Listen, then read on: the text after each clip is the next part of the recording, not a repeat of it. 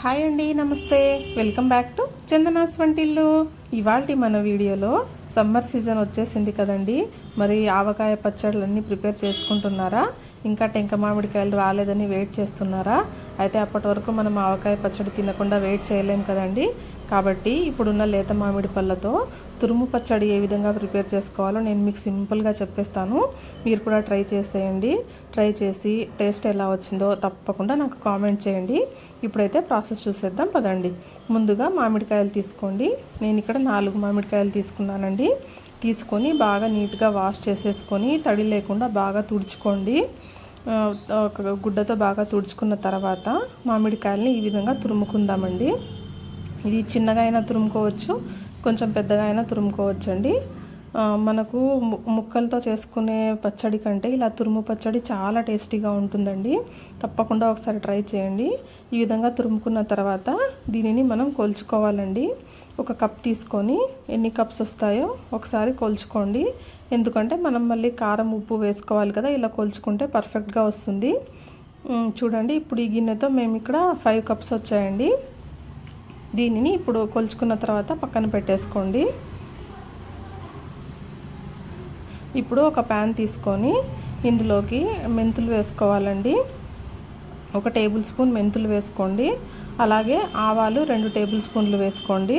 వేసుకొని వీటిని బాగా వేయించుకోండి.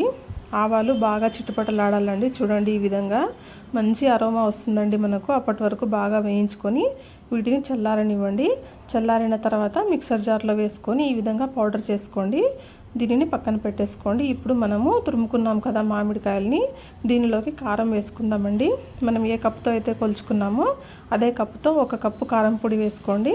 అదే కప్తో 1/2 కప్పు సాల్ట్ వేసుకోండి. ఇది పర్ఫెక్ట్గా సరిపోతుందండి. ఇలాగే వేసుకోండి.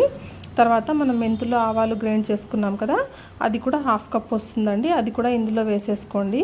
ఈ కొలతలతో చేసుకుంటే చాలా టేస్టీగా వస్తుందండి. తప్పకుండా ట్రై చేయండి, పర్ఫెక్ట్గా వస్తుంది. ఇలాగే ట్రై చేయండి.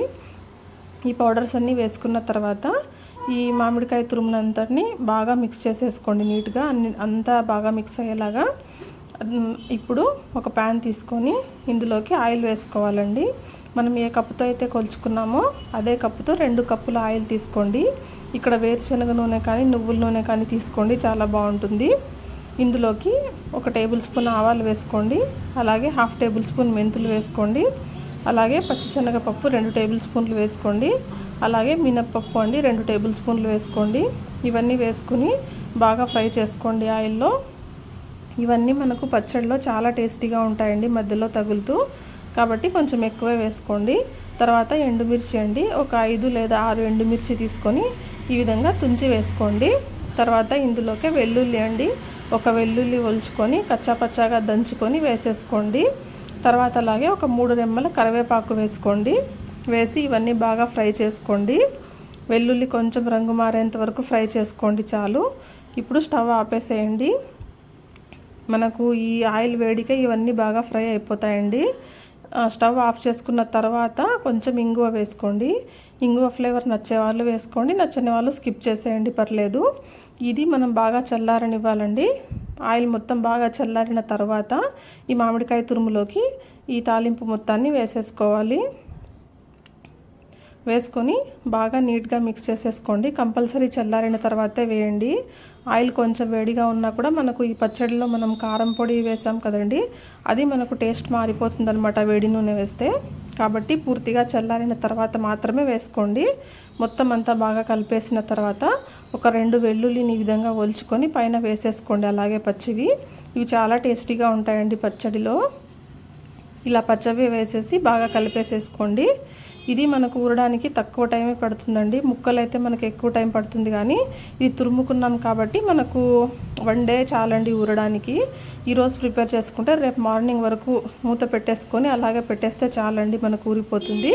చూడండి, మనం ఈరోజు ప్రిపేర్ చేసుకున్నాం కదా, మూత పెట్టేసుకొని రేపు మార్నింగ్ వరకు అలాగే పెట్టేద్దాము. చూడండి, నెక్స్ట్ డే మార్నింగ్ ఓపెన్ చేసి చూస్తే మనకు పచ్చడి మొత్తం బాగా ఊరిపోయి ఉంటుంది. ఆయిల్ అంతా ఇలా పైనకి వచ్చి ఉంటుంది.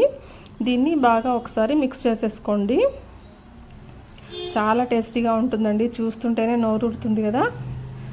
నాకైతే ఇలా ఇప్పుడు మీకు చెప్తుంటేనే చూస్తుంటే నాకు నోట్లో నీళ్ళు ఊరుతున్నాయి. చాలా టేస్టీగా ఉందండి. తప్పకుండా ట్రై చేయండి. ట్రై చేసి ఎలా వచ్చిందో నాకు తప్పకుండా కామెంట్ చేయండి. ఇలా బాగా మిక్స్ చేసుకున్న తర్వాత దీనిని మనము ఒక ఎయిర్ టైట్ బాక్స్లో పెట్టేసుకోవాలండి. జాడీల్లో అయినా పెట్టుకోండి, లేదా ఇలా గాజు సీసాలు ఏమైనా ఉంటే దాంట్లో అయినా పెట్టేసుకోండి. ఇది మనం బయటే ఉంటే ఒక 1 మంత్ దాకా నిల్వ ఉంటుందండి. లేదంటే ఫ్రిడ్జ్లో పెట్టుకున్నామంటే ఒక 2 నుంచి 3 నెలల వరకు ఉంటుంది. చూడండి, ఈ విధంగా గాజు సీసాలో వేసుకొని గట్టిగా మూత పెట్టేసుకొని మనం స్టోర్ చేసేసుకోవచ్చు. చాలా సింపుల్గా చేసేసుకోవచ్చండి. ఇలా మొత్తం పచ్చడి అయిపోయిన తర్వాత ఈ గిన్నెలోకి మనం కొంచెం వేడి అన్నం వేసుకొని ఇలా కలుపుకొని తినడం ఎంతమందికి ఇష్టమండి? అందరికీ ఇష్టం ఉంటుందిలేండి. ఇలా తినడం ఎవరికి ఇష్టం ఉండదు చెప్పండి? ఎంత రుచిగా ఉంటుంది కదండి ఇలా కలుపుకొని తింటే. మీరు కూడా తప్పకుండా ట్రై చేసి ఈ విధంగా చేసుకొని తినండి. ఎలా ఉందో మర్చిపోకుండా కామెంట్ చేయండి. ఈ వీడియో కనుక మీకు నచ్చినట్లయితే లైక్ చేయండి, షేర్ చేయండి, సబ్స్క్రైబ్ చేయండి. Thank you for watching. Bye.